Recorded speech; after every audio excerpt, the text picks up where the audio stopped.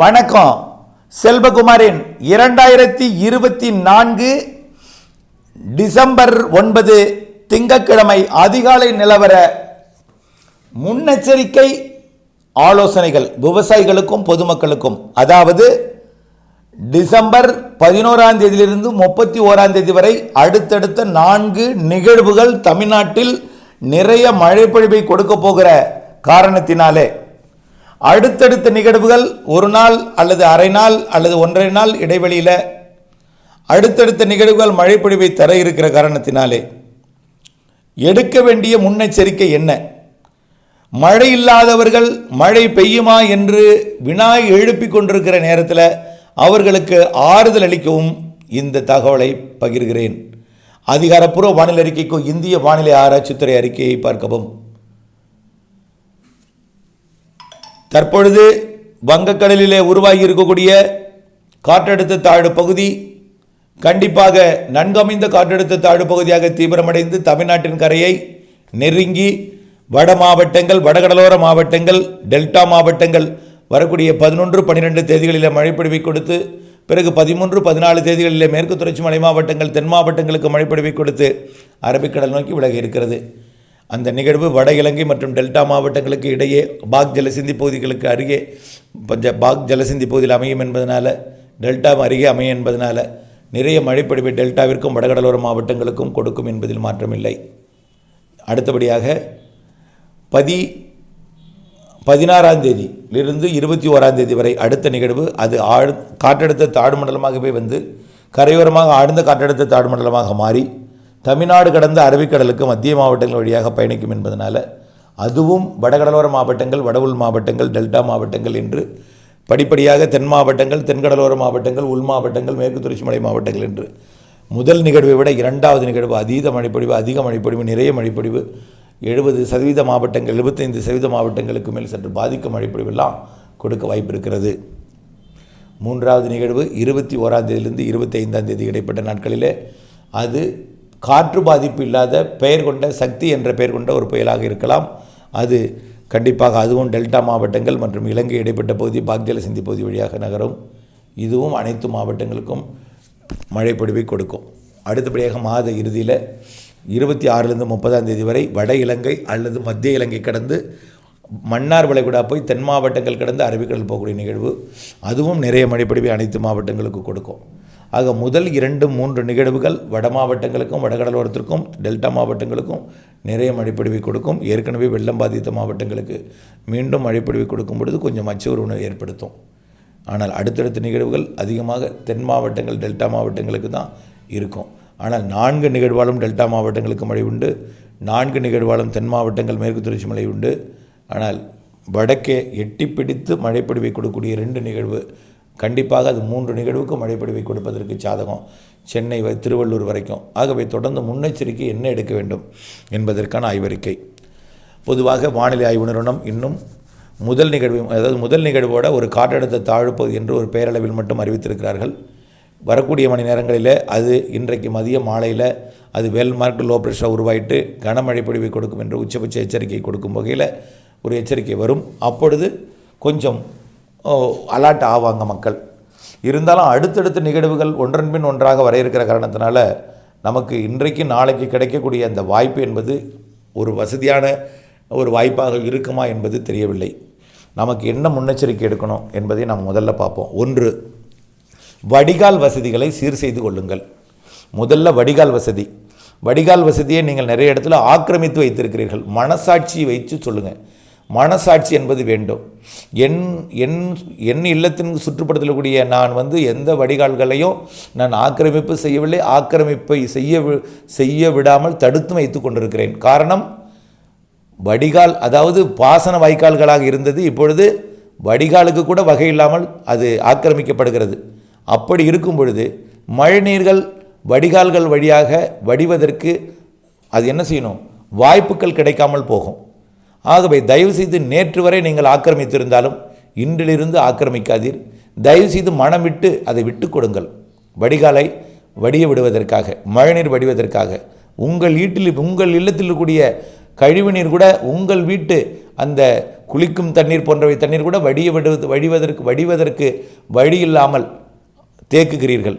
ஆகவே பல்வேறு கழிவு நீர்களை உங்கள் வீட்டருகே தேய்க்கும் பொழுது ஏற்கனவே சுற்றுப்புற சுகாதாரம் இழந்திருக்கிற நிலையில் தயவுசெய்து அனைத்து மாநகராட்சி நகராட்சிகளுக்கெல்லாம் பெரும்பாலும் பாதாள சாக்கடைகள்லாம் வந்திருக்கிறது.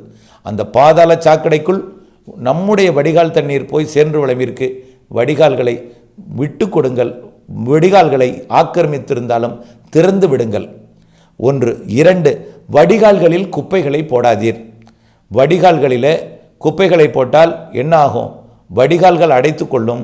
வடிகால்கள் அடைத்து கொண்டால் வெள்ள பாதிப்பு ஏற்படும்.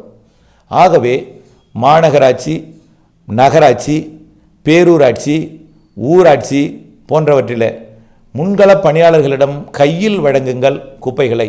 அதுவரை உங்கள் இல்லத்திலேயே பெரிய, அதாவது ஒரு பேரல் போன்ற பெரிய ஒரு பாத்திரத்தில் குப்பைகளை சேமித்து வைத்திருங்கள். மழை நிறைவடையும் வரைக்கும் குப்பைகளை வெளியே போடாதீர். முன்கள பணியாளர்கள் உங்கள் இல்லத்திற்கு அவர்கள் வரும் வரை தயவு செய்து அவர்களை தேடி பிடித்தாவது கையில் கொடுக்கும் வகையில் உங்கள் இல்லத்தில் இருக்கக்கூடிய குப்பைகளை உங்கள் இல்லத்திலேயே பேரல்லையோ பெரிய பெரிய வாளிலையோ குப்பை தொட்டிலையோ வைத்திருங்கள். சாலைகளில் போடாதீர். சாலையில் போடும் குப்பை கால்வாய்களின் ஓட்டைகளை அடைத்துவிடும் என்பதை தயவு செய்து புரிந்து கொள்ள வேண்டும். அது ஒன்றுதான் இப்பொழுது வெள்ள பாதிப்புக்கு வழிவகை செய்கிறது. 1. அடுத்தபடியாக நம்ம ஆக்கிரமித்திருந்தால் வடிகால்களை திறந்து விட வேண்டும். வடிகால்கள் அடைத்து விடாமல் நீங்கள் என்ன செய்யணும்? குப்பைகளை ரோட்டில் போடாதீங்க, மிதந்து போய் அடைச்சிக்கும். அடுத்தபடியாக புயல் அச்சம் வேண்டவே வேண்டாம். புயல் அச்சம், அப்படி புயல் என்று வந்தால் அது கஜா போல புயல் வரவே வராது. அதெல்லாம் நூற்றாண்டில் ஒரு கோர புயல். நானே அனுபவித்தேன், நீங்களும் அனுபவித்தீர்கள். அப்படிப்பட்ட புயல் வந்தால் கண்டிப்பாக உங்களுக்கு முன்னெச்சரிக்கை கொடுப்பேன். ஆனால் தேவையில்லாத முன்னெச்சரிக்கை என்ற பெயரில் மரங்களை கழித்து தலைகளை கழித்து சாலையில் போடுகிறீர்கள். அதுவும் போய் கால்வாய்களை அடைப்பை ஏற்படுத்துகிறது. பல்வேறு மாநகராட்சி நகராட்சி பகுதியிலிருந்து வரக்கூடிய ஒரு பெரிய வேதனை குரலாக இருக்கிறது இது.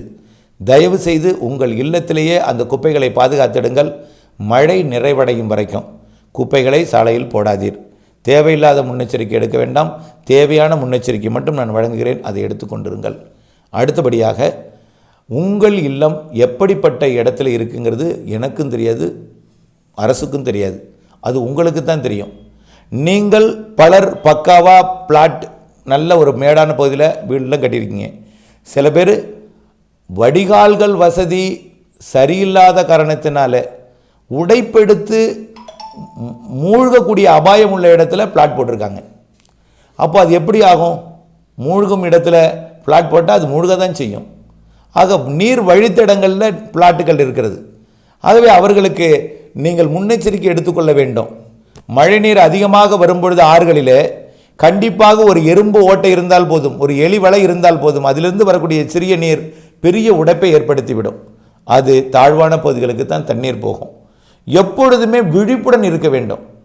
தண்ணீர் வந்துவிட்டது, நாங்கள் உரை கொண்டிருந்த வேலையில் திடீரென்று வந்தது, எங்களால் எந்த பொருளையும் எடுக்க முடியவில்லை என்று பல்வேறு மாவட்ட மக்கள்லாம் அவர்கள் குரல்கள் இருந்தது நீங்கள் கேட்டீங்க. கடந்த முறை கடுமையாக எச்சரிக்கை கொடுத்தோம்.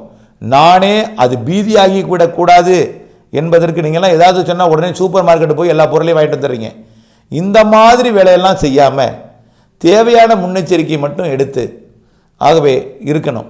ஆகவே முதல்ல தாழ்வான பகுதிகள் இருந்தால் எப்பொழுதுமே நம்ம விழிப்புடன் இருக்கணும்.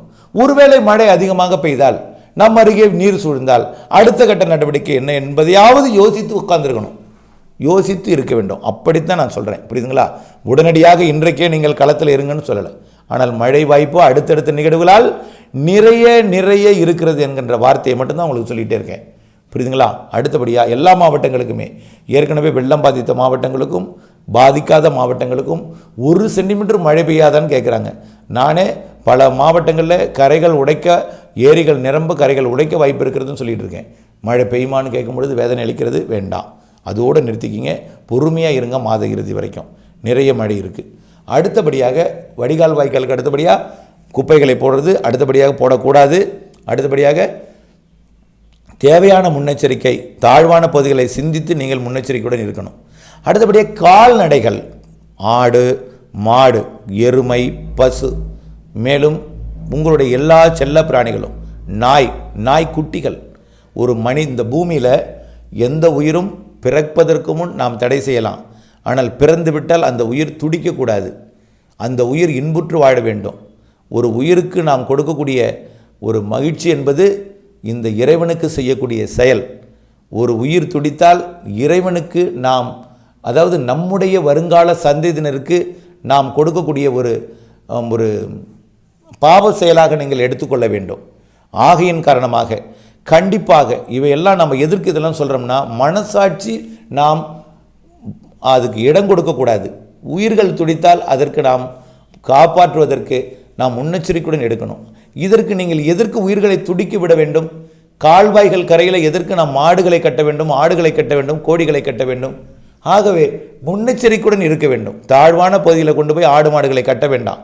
இன்னும் செம்மறி ஆடுகள்லாம் பார்த்திங்கன்னா வயல்களில் கட்டி வச்சுருக்காங்க. இவங்கெல்லாம் சற்று மேடான இடம் அறிந்து அங்கெல்லாம் கட்டி அடைத்து வைத்து கொள்ள வேண்டும். எல்லாமே வாத்துகள், செம்மறி ஆடு மற்றும் உங்கள் வீட்டில் இருக்கக்கூடிய வளர்ப்பு பிராணிகள் எல்லாமே பாதுகாப்பான இடங்களை கட்டிடுங்க. தயவு செய்து சொல்கிறேன். ஏற்கனவே விழுப்புரம் மற்றும் கடலூர் மாவட்டத்தில் ஏற்பட்ட வெள்ளத்தில் பல எருமைகள் அடித்து செல்லப்பட்டு கடலிலே பரிதாபமாக நீந்தி கொண்டிருக்கிறது. யாரும் நமக்கு உயிர் கொடுக்க நம் உயிரை காப்பாற்ற மாட்டார்களா?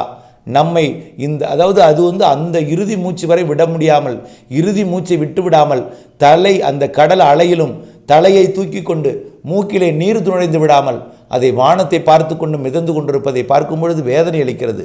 இப்படிப்பட்ட ஒரு நிகழ்வு மீண்டும் ஏற்படாத வண்ணம் தயவு செய்து தாழ்வான பகுதிகளிலே ஆடு மாடுகளை கட்டாதீர், மேடான பகுதிகளில் கட்டுங்க.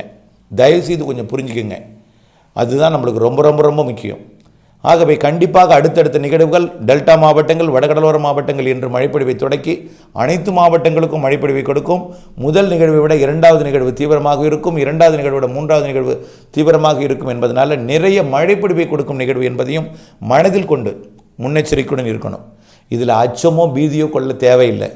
செல்வகுமார் சொல்வது முன்னெச்சரிக்கைக்காக என்று நினைக்க வேண்டுமே தவிர அடுத்தவர்களிடம் போய் பீதியை ஏற்படுத்தும் வகையில் வார்த்தைகளை விட்டுவிடக்கூடாது. அழகாக எடுத்து சொல்ல வேண்டும்.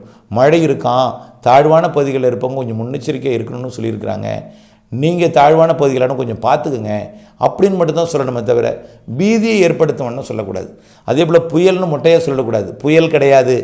நிகழ்வுகளுக்கு பெயர் நிறைய இருக்குது. தாழ்வு நிலை, தாழ்வு பகுதி, நன்கமைந்த காற்றழுத்த தாழ்வு பகுதி, காற்றழுத்த தாழ்வு மண்டலம், ஆழ்ந்த காற்றழுத்த தாழ்வு மண்டலம் என்று புயல் என்றால் கூட ஆரம்ப கட்ட புயல் 85, 95, 100 வரைக்கும் எந்தவித பெருசாக பாதிப்பை கொடுக்காது. அப்படிப்பட்ட நிகழ்வு தான் மரக்காணம் அருகே கரை கடந்தது. ஏதாவது காற்று பாதிப்பை கொடுத்ததா? காற்று பாதிப்பை கொடுத்தது மஞ்சள், கரும்பு, வாழை போன்ற பயிர்களுக்கு காற்று பாதிப்பை கொடுத்தது, சவுக்கு கொடுத்தது. ஆனால் பெரிய பெரிய மரங்களை எதுவும் முறிக்கவில்லை, வீடுகளுக்கு எந்த பெரிய பாதிப்பையும் கொடுக்கல. ஆனாலும் நிலச்சரிவை ஏற்படுத்தியது அது எல்லாமே மழை தான். ஆகவே மழைக்கு நாம் முன்னெச்சரிக்கை ஏற்படுத்தி கொள்ள வேண்டும் என்பதை தெரியப்படுத்த விரும்புகிறேன். மழை குறிப்பாக மீண்டும் திருவண்ணாமலை மாவட்டத்திற்கும் மழை இருக்குது. கள்ளக்குறிச்சி, விழுப்புரம், புதுச்சேரி, கடலூர் மாவட்டங்களுக்கும் மழை இருக்குது. தொடர்ந்து நீங்கள் முன்னெச்சரிக்கையுடன் இருக்க வேண்டும். உடனடியாக போய் ஏற்கனவே பாதிக்கப்பட்டிருக்கிற மக்களிடம் மழை மீண்டும் ஒரு வெள்ளமாக வரப்போதான், அந்த வந்துருச்சா இந்த வந்துருச்சா இந்த மாதிரியெல்லாம் சொல்லிடாதீங்க தயவுசெய்து. மழை வர நிகழ்வுகள் நெருங்கி கொண்டிருக்கிறது. மழை முதல் நிகழ்வு 11ஆம் தேதி தொடக்கப் போகிறது மழையை. இரண்டாவது நிகழ்வு 16ஆம் தேதியிலிருந்து தொடக்கப் போகிறது. மூன்றாவது நிகழ்வு 21ஆம் தேதியிலிருந்து தொடக்கப் போகிறது. இப்படி அடுத்தடுத்த நிகழ்வுகள் மழைப்பொழிவை கொடுக்க போகிறது. இதில் நாம் முன்னெச்சரிக்கை எடுக்க வேண்டும் என்பதை நாம் தெரிவிக்க வேண்டும். இப்பொழுது வரைக்கும் நீங்கள் முன்னெச்சரிக்கை எடுக்க வேண்டியது இவ்வளவு தான். இதற்கு மேல் எந்தவித முன்னெச்சரிக்கையும் நம்மளுக்கு தேவையில்லை. உங்களுக்கு எப்படி என்பது உங்களுக்கு ஏற்கனவே இதை வைத்தே புரிந்து கொள்ளும். ஆக தாழ்வான பகுதிகள் மற்றும் வடிகால் வசதியை சரி செய்தல். அப்புறம் மழை பெய்ய வடிவிடணும். பெய்ய போதுன்னு நீங்கள் பாட்டுக்கு உள் மாவட்ட மக்கள் வடிவிடக்கூடாது. அப்புறம் மழை சில இடங்களில் நிறைய பெய்யும், அருகருகே கூடுதல் குறைவாகவும் இருக்கும், அருகருகே ஏற்ற இறக்கத்துடன் மழை இருக்கும். ஆகவே நாம தேவை முன்னெச்சரிக்கை.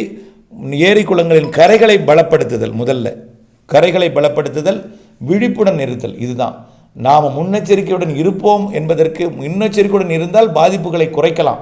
ஆனால் நாம் முன்னெச்சரிக்கை இல்லாமல் அசால்ட்டாக இருந்தால் திடீரென்று நாம் முன்னெச்சரிக்கை எடுப்ப சிந்திக்கக்கூட நேரம் இருக்காது என்பதை தெரியப்படுத்த விரும்புகிறேன்.